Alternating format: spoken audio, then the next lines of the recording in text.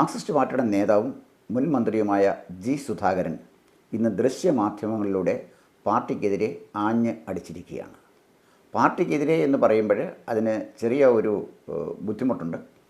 കാരണം Marxist party എന്ന് പറഞ്ഞാൽ ചില വ്യക്തികളാണെങ്കിൽ ആ വ്യക്തികൾക്കെതിരെ, അതല്ല പാർട്ടിയാണെങ്കിൽ അദ്ദേഹം പാർട്ടിക്കെതിരെ അല്ല സംസാരിച്ചിരിക്കുന്നത്, വ്യക്തികൾക്കെതിരെയാണ് സംസാരിച്ചിരിക്കുന്നത്. വ്യക്തികൾ പാർട്ടിയായി മാറുമ്പോഴുണ്ടാകുന്ന ചില സാങ്കേതിക പ്രശ്നങ്ങളാണ് ഇതിൻ്റെ പിന്നിലുള്ളത് എന്നാണ് എനിക്ക് തോന്നുന്നത്. എന്തായാലും ശരി, അദ്ദേഹത്തിൻ്റെ ഈ സ്റ്റേറ്റ്മെൻറ്റ് ദൃശ്യമാധ്യമങ്ങളിൽ കണ്ടപ്പോഴെനിക്ക് ഓർമ്മ വന്നത് 1917 റഷ്യൻ വിപ്ലവകാലം. വിപ്ലവം കത്തി നിൽക്കുന്ന ഒരു ദിവസം ലെനിൻ ട്രോട്സ്കിയോട് ചോദിച്ചു, നമ്മൾ പരാജയപ്പെട്ടാൽ എന്ത് സംഭവിക്കും? ട്രോട്സ്കി മറുപടിയായിട്ട് മറ്റൊരു ചോദ്യം അങ്ങോട്ട് ചോദിക്കുകയാണ് ചെയ്തത്, നമ്മൾ ജയിച്ചാൽ എന്ത് സംഭവിക്കും? വിപ്ലവം ജയിച്ചു, കമ്മ്യൂണിസ്റ്റ് പാർട്ടി റഷ്യയിൽ അധികാരത്തിലെത്തി. പക്ഷേ ട്രോട്സ്കിക്ക് എന്താണ് സംഭവിച്ചത് എന്ന് ചരിത്രം രേഖപ്പെടുത്തിയിട്ടുണ്ട്.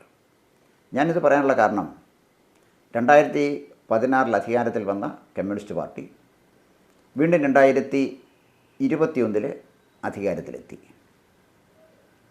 2021 അധികാരത്തിലെത്തിയ കമ്മ്യൂണിസ്റ്റ് പാർട്ടിയിൽ എന്ത് സംഭവിച്ചു? അത് നിഷ്പക്ഷമായി വിലയിരുത്തേണ്ട ഒന്നാണ്. തിരുവനന്തപുരത്ത് പിരപ്പങ്കോട് മുരളി ഒതുക്കപ്പെട്ടു. നാടകകൃത്താണ്, ജനകീയ നേതാവാണ്, ലളിത ജീവിതം നയിക്കുന്ന ആളാണ്, സൗമ്യനാണ്, സംസ്കാര സമ്പന്നനാണ്. പക്ഷേ അതൊന്നും പാർട്ടിയിൽ തുടരാൻ ഒരു കാരണമായി പാർട്ടി നേതൃത്വത്തിന് തോന്നിക്കാണില്ല. എന്തായാലും തിരുവനന്തപുരത്ത് പിരപ്പങ്കോട് മുരളിയെ ഒതുക്കി, അതാണ് വാസ്തവം. ഇനിയും കോട്ടയത്തേക്ക് പോയാൽ സൗമ്യനായ നേതാവാണ് സുരേഷ് കുറുപ്പ്. സുരേഷ് കുറുപ്പും അവിടെ ഒതുക്കപ്പെട്ടു. ആലപ്പുഴയിലേക്ക് വന്നാൽ 2016 പിണറായി മന്ത്രിസഭയിൽ അഴിമതിയുടെ കറപുരളാത്ത ഏറ്റവും എഫക്റ്റീവായ മന്ത്രിമാരിലൊരാളായിരുന്നു ജി സുധാകരൻ. പൊതുമരാമത്ത് വകുപ്പിൻ്റെ മുഖച്ഛായ മാറ്റാൻ കഴിഞ്ഞ മന്ത്രിയായിരുന്നു ജി സുധാകരൻ. അദ്ദേഹം ആലപ്പുഴയിലും ഒതുക്കപ്പെട്ടു. ഇനി 2026 പാർട്ടി ജയിച്ചാൽ എന്ത് സംഭവിക്കും? അതിന് ഉത്തരം നമ്മൾ 2026 കഴിയുന്നത് വരെ കാത്തിരിക്കേണ്ടി വരും. എന്തായാലും ശരി, ഒരു കാര്യം വളരെ വ്യക്തമാണ്. ആലപ്പുഴയിൽ കമ്മ്യൂണിസ്റ്റ് പാർട്ടി ഓഫ് ഇന്ത്യ മാർക്സിസ്റ്റിനെ നയിക്കുന്നത് സജി ചെറിയാനും എച്ച് സലാമും നാസറും അടങ്ങുന്ന പാർട്ടി നേതൃത്വമായിരിക്കും. അതിന് തർക്കമൊന്നുള്ള കാര്യമല്ല. അവർക്കെതിരെയാണ് ഇപ്പോൾ ജി സുധാകരൻ ആഞ്ഞടിച്ചിരിക്കുന്നത്. മഹാഭാരതത്തിലെ ഒരു പറച്ചിലുണ്ട്, സവ്യസാചിയായ അർജുനനെക്കുറിച്ചാണ്. അദ്ദേഹത്തിൻ്റെ അസ്ത്രവിദ്യയെക്കുറിച്ചാണ് പറയുന്നത്. എടുക്കുമ്പോഴൊന്ന്, തൊടുക്കുമ്പോൾ 10, കൊള്ളുമ്പോൾ 1000. സുധാകരൻ്റെ സ്റ്റേറ്റ്മെൻറ്റ് കണ്ടപ്പോഴും എനിക്ക് ഇതാണ് ഓർമ്മ വന്നത്. സുധാകരൻ എടുത്തപ്പോഴേ 1 ഉണ്ടായിരുന്നുള്ളൂ, തൊടുത്തപ്പോഴത് 10 മാറി. പക്ഷേ അത് കൊണ്ടത് 1000 പേർക്കാണ്. വളരെ ശക്തമായ വിമർശനമാണ് സുധാകരൻ നടത്തിയിരിക്കുന്നത്. അദ്ദേഹം 3 പേർക്കെതിരെയാണ് ശക്തമായ വിമർശനം ഉന്നയിച്ചിരിക്കുന്നത്. ഒന്ന് സജി ചെറിയാൻ, അദ്ദേഹം മന്ത്രിയാണ്. മറ്റൊന്ന് AK ബാലൻ, അദ്ദേഹം മുൻ മന്ത്രിയായിരുന്നു. മൂന്നാമത് ഇളമരം കരീം, അദ്ദേഹവും മന്ത്രിയായിരുന്നു. ഈ 3 പേരെ പ്രതിക്കൂട്ടിൽ നിർത്തിക്കൊണ്ട് ചോദ്യം ചെയ്യുകയാണ്, വിയർപ്പിക്കുകയാണ് ജി സുധാകരൻ. ഇനി സജി ചെറിയാൻ്റെ കാര്യം എടുക്കാം. സജി ചെറിയാനെതിരെ അദ്ദേഹം ഒന്നിനു പുറകെ ഒന്നായി 8 ആരോപണങ്ങളാണ് ഉന്നയിച്ചിരിക്കുന്നത്, അല്ലെങ്കിൽ 8 വിമർശനങ്ങളാണ് ഉന്നയിച്ചിരിക്കുന്നത്. ഒരു പക്ഷേ ആരോപണം എന്നുള്ളതിനേക്കാൾ കുറേ കൂടെ ഭംഗിയായ വാക്ക് 8 വിമർശനങ്ങളായിരിക്കും ഉന്നയിച്ചിരിക്കുന്നത്. അതിൽ ആദ്യത്തെ കാര്യം അദ്ദേഹം പറയുന്നത്, ശ്രീ ജി സുധാകരനെ പാർട്ടിയിൽ നിന്ന് പുറത്താക്കാൻ ശ്രീ സജി ചെറിയാൻ ശ്രമിച്ചു എന്ന അതൊരു ആരോപണത്തിൻ്റെ സ്വഭാവമുള്ള ഒന്നാണ് ആ സ്റ്റേറ്റ്മെൻറ്റിൽ ഉള്ളത്. സുധാകരനെ എന്തിന് സജി ചെറിയാൻ പുറത്താക്കണം? സുധാകരന് ബ്രാഞ്ച് കമ്മിറ്റിയിൽ വളരെ സൗമ്യനായി കഴിഞ്ഞുകൂടുകയാണ്.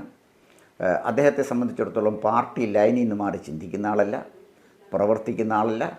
അധികാര സ്ഥാനങ്ങളിൽ നിന്നൊക്കെ ഒഴിഞ്ഞ് മറ്റൊന്നും എനിക്ക് വേണ്ട, ഞാൻ ബ്രാഞ്ചിൽ പ്രവർത്തിച്ചോളാം എന്ന് പറഞ്ഞ് ഒതുങ്ങി മാറി ബ്രാഞ്ചിൽ പ്രവർത്തിക്കുന്ന ശ്രീ ജി സുധാകരനെ എന്തിനാണ് സജി ചെറിയാൻ പാർട്ടിയിൽ നിന്ന് പുറത്താക്കാൻ ശ്രമിക്കുന്നത്?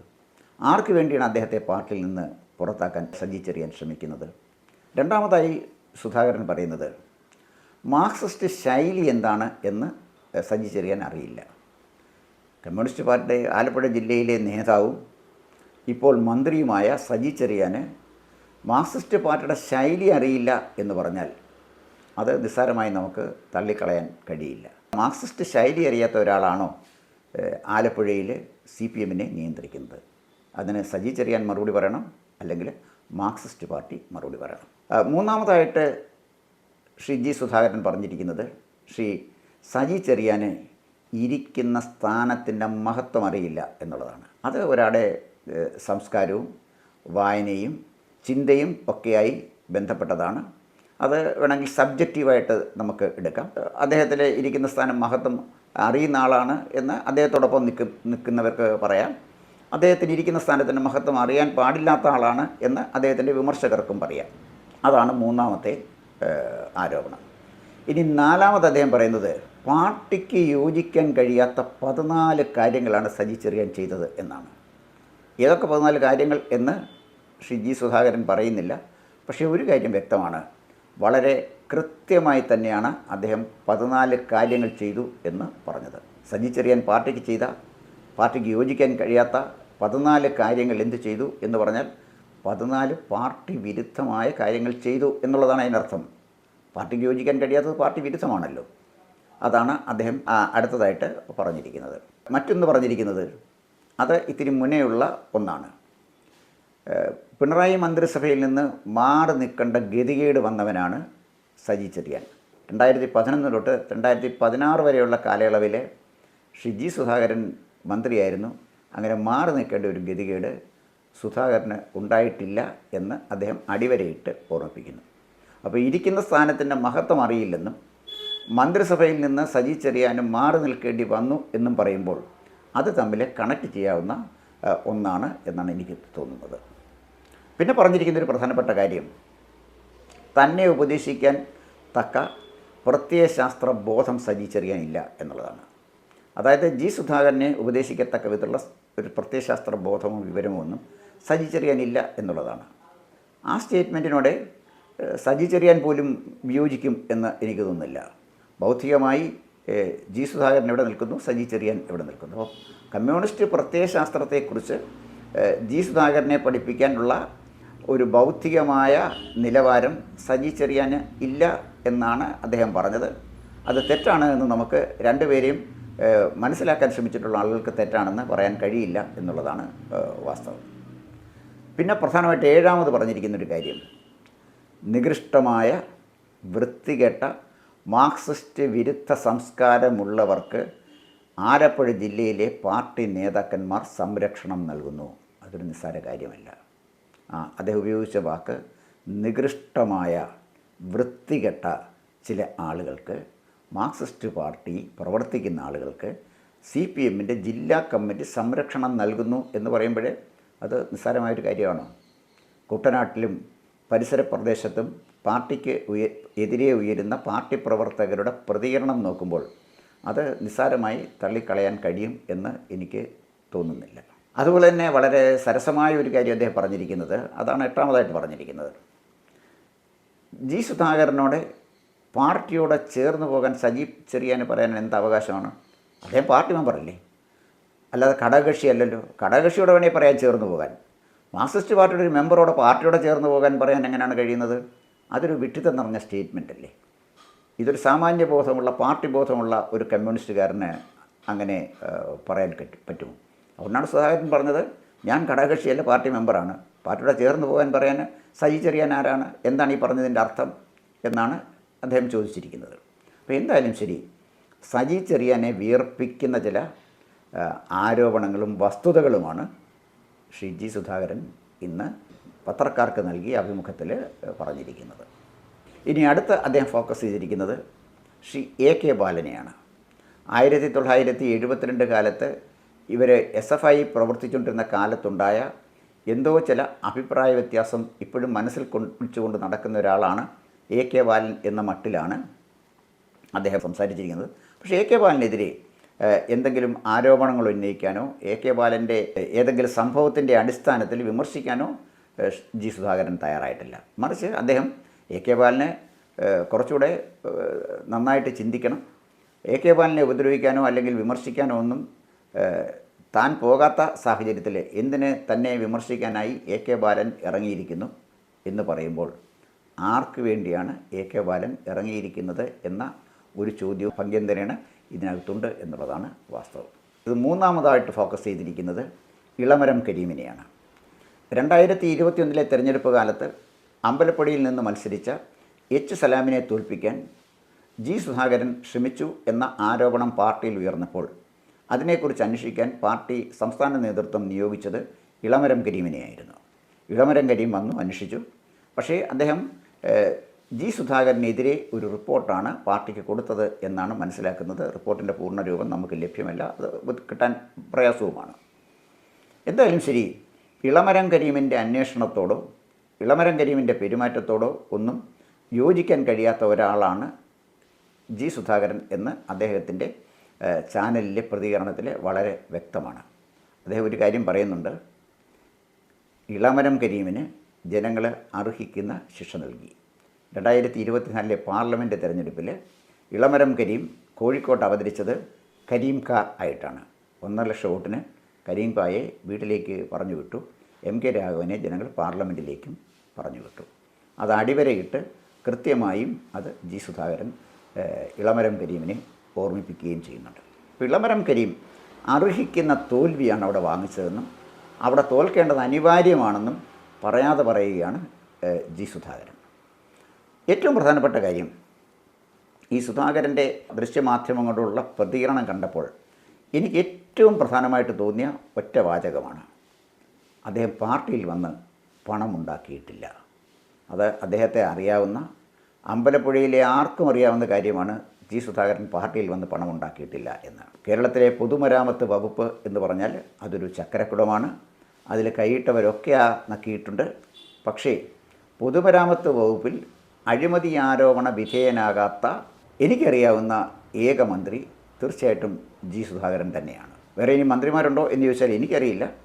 ഞാൻ പാർട്ടിയിൽ വന്ന് പണമുണ്ടാക്കിയിട്ടില്ല എന്ന് നെഞ്ച് വിരിച്ച് പറയാൻ കഴിയുന്ന എത്ര സഖാക്കൾ ഇന്ന് കമ്മ്യൂണിസ്റ്റ് പാർട്ടി ഓഫ് ഇന്ത്യ മാർക്സിസ്റ്റിലുണ്ട് എന്ന് അവരെ സ്വയം വിമർശനപരമായി വിലയിരുത്തണം എന്നാണ് എനിക്ക് പറയാനുള്ളത്. അത് പറയാൻ ജി സുധാകരന് കഴിഞ്ഞാൽ ആ ജി സുധാകരനെ ചെറുതാക്കാനോ പരാജയപ്പെടുത്താനോ തീർച്ചയായിട്ടും ആലപ്പുഴയിലെ പാർട്ടി പ്രവർത്തകർക്ക് അല്ലെങ്കിൽ അദ്ദേഹത്തിന് വിരുദ്ധമായി പാർട്ടിയിൽ നിലപാട് സ്വീകരിച്ചിട്ടുള്ളവർക്ക് കഴിയില്ല എന്നുള്ളതാണ് വാസ്തവം. പിന്നീട് അദ്ദേഹം പറഞ്ഞത് വളരെ വികാരപരമായ ഒരു കാര്യമാണ്: എൻ്റെ വീട്ടിലെ ഒരു തുള്ളി ചോര ഈ പ്രസ്ഥാനത്തിന് വേണ്ടി വീണിട്ടുണ്ട് എന്ന് മറക്കരുത്. ഒരു രക്തസാക്ഷി കുടുംബത്തിലെ അംഗമാണ് ജി സുധാകരൻ. അദ്ദേഹത്തെ വിമർശിക്കുന്ന സജി ചെറിയാനോ ഇളമരം കരീമിനോ എ കെ ബാലനോ അദ്ദേഹം പറഞ്ഞ അദ്ദേഹത്തിൻ്റെ നിലപാടിനോട് വിയോജിക്കാൻ എവിടെയാണ് കഴിയുന്നത്, എങ്ങനെയാണ് കഴിയുന്നത്, അതിനെ വിമർശിക്കുവാനുള്ള ആത്മധൈര്യം അവർക്കുണ്ടോ, അല്ലെങ്കിൽ കമ്മ്യൂണിസ്റ്റ് പാർട്ടി ഓഫ് ഇന്ത്യ മാർക്സിസ്റ്റിലെ ഏതെങ്കിലും ഒരു നേതാവിനുണ്ടോ? അത് നമ്മൾ കാത്തിരുന്ന് കാണേണ്ട ഒരു കാര്യമാണ്. ഈ ദൃശ്യമാധ്യമങ്ങളോടുള്ള അദ്ദേഹത്തിൻ്റെ പ്രതികരണം കണ്ടപ്പോൾ എനിക്ക് പെട്ടെന്ന് ഓർമ്മ വന്നത്, പഴയ ഒരു കമ്മ്യൂണിസ്റ്റ് നേതാവ് ഉണ്ടായിരുന്നു. പിന്നീട് അദ്ദേഹം നക്സലിസത്തിലേക്ക് തിരിഞ്ഞു. കൊണ്ടാപ്പള്ളി സീതാരാമയ്യ. ഒരു ജീവിതകാലം മുഴുവൻ കൊണ്ടാപ്പള്ളി സീതാരാമയ്യ കമ്മ്യൂണിസ്റ്റ് പാർട്ടിക്ക് വേണ്ടി ചെലവഴിച്ച ആളാണ്, ആന്ധ്രാക്കാരനാണ്. അദ്ദേഹത്തിൻ്റെ വാർദ്ധക്യകാലത്ത് പാർട്ടി നിഷ്ഠൂരമായി അദ്ദേഹത്തെ കൈയൊഴിഞ്ഞു. ആരും നോക്കാനില്ലാതെ അവസാനം അദ്ദേഹം താൻ ഉപേക്ഷിച്ച ഭാര്യയുടെ അടുത്തേക്ക് മടങ്ങിപ്പോവുകയാണ് ചെയ്തത്. അപ്പോൾ അന്ന് അവർ പറഞ്ഞ ഒരു ഡയലോഗുണ്ട്: ഇപ്പോൾ നിങ്ങളെ പാർട്ടിക്ക് ആവശ്യമില്ലാതെ വന്നു, നിങ്ങൾ ഉപേക്ഷിച്ച എന്നെയാണ് നിങ്ങൾക്കിപ്പോൾ ആവശ്യമായി വന്നത് എന്ന് പറഞ്ഞ് കൊണ്ടാപ്പള്ളി സീതാരാമയ്യെ അവർ കൂടെ താമസിപ്പിച്ചു. അദ്ദേഹത്തിന് പരിചരണം നൽകി. ഏറ്റവും അദ്ദേഹം മരിച്ചു കഴിഞ്ഞപ്പോൾ അദ്ദേഹത്തിൻ്റെ ഭാര്യ പറഞ്ഞ ഒരു സ്റ്റേറ്റ്മെൻ്റ് ഉണ്ട്: ഒരു ജീവിതകാലം മുഴുവൻ ഈ പ്രസ്ഥാനത്തിന് വേണ്ടി ജീവിച്ച ഒരു മനുഷ്യൻ, ആ മനുഷ്യന് ചിതയിൽ കത്തി എരിഞ്ഞപ്പോൾ ഒരു സഖാവെങ്കിലും ഇവിടെ വന്നില്ല അദ്ദേഹത്തിന് അന്ത്യയാത്ര പറയാൻ. കണ്ണുനീരോട് അദ്ദേഹത്തിൻ്റെ ഭാര്യ പറഞ്ഞ കാര്യമാണ്. അപ്പോൾ ഇവിടെ CPM-ന് വേണ്ടി ആത്മസമർപ്പണം ചെയ്ത ആളുകൾ ക്രൂരമായി ഒഴിവാക്കപ്പെടുന്നൊരു സാഹചര്യം കേരളത്തിലുണ്ടോ? ഉണ്ടെങ്കിൽ അത് പാർട്ടിക്ക് ഗുണകരമാണോ എന്ന് പാർട്ടി നേതൃത്വം ചിന്തിക്കേണ്ട ഒരു ഘട്ടത്തിലേക്കാണ് സുധാകരൻ്റെ ഈ പ്രതികരണം കൊണ്ട് എത്തിച്ചിരിക്കുന്നത്. 2 ദിവസം മുമ്പ് ശ്രീ ജി സുധാകരനെ ജനഭൂമിക്ക് വേണ്ടി ഒരു അഭിമുഖത്തിനായിട്ട് അദ്ദേഹത്തിൻ്റെ വീട്ടിലെത്തി ഞാൻ കാണുകയുണ്ടായി. അദ്ദേഹം ദീർഘമായൊരു അഭിമുഖം എനിക്ക് അനുവദിച്ച് തന്നു. അതിൽ കൃത്യമായി പാർട്ടി ലൈനിൽ നിന്ന് സംസാരിക്കുന്ന ഒരു പാർട്ടി സഖാവിനെയാണ് ഞാൻ കണ്ടത്. ഒരിക്കൽ പോലും അദ്ദേഹം പാർട്ടിയെ തള്ളി പറഞ്ഞില്ല. അതേസമയം അഴിമതിക്കാരായ, സ്വജനപക്ഷപാതികളായ, വർഗീയവാദികളായ ചില ആളുകൾ ഈ പാർട്ടിയിലേക്ക് നുഴഞ്ഞ് കയറിയതിൻ്റെ തിക്തഫലം അത് പാർട്ടി നാളെ അനുഭവിക്കേണ്ടി വരും എന്ന് പറയാതെ അദ്ദേഹം പറയുകയും ചെയ്തു. അഭിമുഖം കഴിഞ്ഞ് തിരിച്ചിറങ്ങിയപ്പോൾ ഒരു പഴയ കാല കമ്മ്യൂണിസ്റ്റ് പ്രവർത്തകൻ എന്ന നിലയിൽ എനിക്ക് സുധാകരനോടുള്ള മതിപ്പ് വർദ്ധിക്കുകയാണ് ചെയ്തത്. അദ്ദേഹത്തെ പോലുള്ള ആളുകളെ ഒഴിച്ച് നിർത്തുന്ന ഒരു രീതി കമ്മ്യൂണിസ്റ്റ് പാർട്ടിക്ക് അഭികാമ്യമാണ് എന്നെനിക്ക് തോന്നുന്നില്ല. മിനിമം അദ്ദേഹത്തോട് സഹാനുഭൂതി കാണിക്കാം. അദ്ദേഹം ഈ പാർട്ടിക്ക് വേണ്ടി ചെയ്ത സേവനങ്ങളോടെ നന്ദി രേഖപ്പെടുത്തുകയും എങ്കിലും ചെയ്യേണ്ട കാര്യമുണ്ട്. ഒരു ജീവിതകാലം മുഴുവൻ പാർട്ടിക്ക് വേണ്ടി, അതായത് ജീവിതത്തിൻ്റെ വസന്തകാലം പാർട്ടിക്ക് വേണ്ടി വിനിയോഗിച്ച ഒരാളാണ് ശ്രീ ജി സുധാകരൻ. മറ്റ് പല പാർട്ടി നേതാക്കന്മാരെയും പോലെ തീർച്ചയായിട്ടും അങ്ങനെ തന്നെയായിരുന്നു. അദ്ദേഹം MA ഇംഗ്ലീഷ് നല്ല നിലയിൽ പാസ്സായ ആളാണ്. ആ കാലഘട്ടത്തിൽ എവിടെയെങ്കിലും നല്ലൊരു ജോലി തരപ്പെടുത്തി സുഖകരമായൊരു ജീവിതം നയിക്കാൻ അദ്ദേഹത്തിന് കഴിയുമായിരുന്നു. ഉന്നത വിദ്യാഭ്യാസം നല്ല നിലയിൽ പൂർത്തിയാക്കിയ അദ്ദേഹം പാർട്ടി പ്രവർത്തന രംഗം തിരഞ്ഞെടുത്തു. എന്തെങ്കിലും ഒരിക്കൽ MLA ആകുമെന്നോ മന്ത്രിയാകുമെന്നോ എന്നും കരുതിയല്ല പാർട്ടി പ്രവർത്തന രംഗത്തേക്ക് അദ്ദേഹം പോയത്. പാർട്ടിയിൽ അദ്ദേഹം ആത്മാർത്ഥമായിട്ട് പ്രവർത്തിച്ചു. ഏറ്റവും പ്രധാനപ്പെട്ട ഒരു കാര്യം, അഴിമതിയുടെ കറപുരളാത്ത ഒരു നേതാവാണ് ജി സുധാകരൻ. അദ്ദേഹത്തിൻ്റെ സേവനങ്ങൾ അതിലൂടെ പാർട്ടി അംഗീകരിക്കപ്പെട്ടു എന്ന വാസ്തവം നമുക്ക് മറക്കാൻ കഴിയില്ല. പൊതുമരാമത്ത് വകുപ്പിന് ഒരു പുതിയ മുഖച്ഛായ കൊടുത്ത ആളാണ് അദ്ദേഹം. അഴിമതിയൊന്നുമില്ലാത്ത വളരെ സൗമ്യനായ ജി സുധാകരനോടെ കുറച്ചുകൂടി സൗമ്യമായി ആലപ്പുഴയിലെ പാർട്ടിക്ക് സമീപിച്ചുകൂടെ എന്ന് അദ്ദേഹത്തിൻ്റെ അഭിമുഖം കാണുന്ന ഏതൊരാൾക്ക് എന്നതുപോലെ എനിക്കും തോന്നി. ഒരു കാര്യം, കമ്മ്യൂണിസ്റ്റ് പാർട്ടിക്ക് കേരളത്തിൽ ഇന്നും ചെറിയ ഒരു ഇടമുണ്ട്. വലിയ ചുടുകാട്ടിൽ എരിയുന്ന പല ചിതകളെയും പോലെ പാർട്ടി അവിടെ എരിഞ്ഞ് അമരാനുള്ളതല്ല എന്ന് പാർട്ടി നേതാക്കന്മാർ തിരിച്ചറിഞ്ഞില്ലെങ്കിൽ പാർട്ടി അപകടത്തിലേക്കായിരിക്കും നീങ്ങുന്നത് എന്നാണ് എനിക്ക് ഓർമ്മിപ്പിക്കാനുള്ളത്. ശ്രീ ജി സുധാകരൻ ജനഭൂമിക്ക് വേണ്ടി അനുവദിച്ച് തന്ന അഭിമുഖം ഞങ്ങൾ ഏറ്റവും അടുത്ത ദിവസം തന്നെ കൊടുക്കുന്നുണ്ട്. കൃത്യമായി ദീർഘമായ അഭിമുഖത്തിലെ പാർട്ടിയെക്കുറിച്ചും ഇന്ത്യയിലെ ഇന്നത്തെ സാഹചര്യങ്ങളെക്കുറിച്ചും രാഷ്ട്രീയത്തെക്കുറിച്ചും ഒക്കെ അദ്ദേഹം വളരെ വ്യക്തമായിട്ട് പ്രതിപാദിക്കുന്നുണ്ട്. അതോടൊപ്പം തന്നെ തനിക്ക് നേരിടേണ്ടി വന്ന അവഗണനകളെക്കുറിച്ചും തനിക്ക് നേരിടേണ്ടി വന്ന ക്രൂരമായ ആരോപണങ്ങളെക്കുറിച്ചും അദ്ദേഹം സംസാരിക്കുന്നുണ്ട്. അത് തീർച്ചയായിട്ടും ഞങ്ങൾ ജനഭൂമിയിലൂടെ 2 ദിവസത്തിനകം അത് നൽകുന്നതാണ്. കൂടുതൽ വാർത്തകളും വിശേഷങ്ങളും നേരിട്ട് ലഭിക്കാൻ ജനങ്ങളിൽ നിന്ന് ജനങ്ങളിലേക്ക് ജനഭൂമി ന്യൂസ് സബ്സ്ക്രൈബ് ചെയ്യൂ. ബെൽ ബട്ടൺ അമർത്താനും മറക്കരുത്.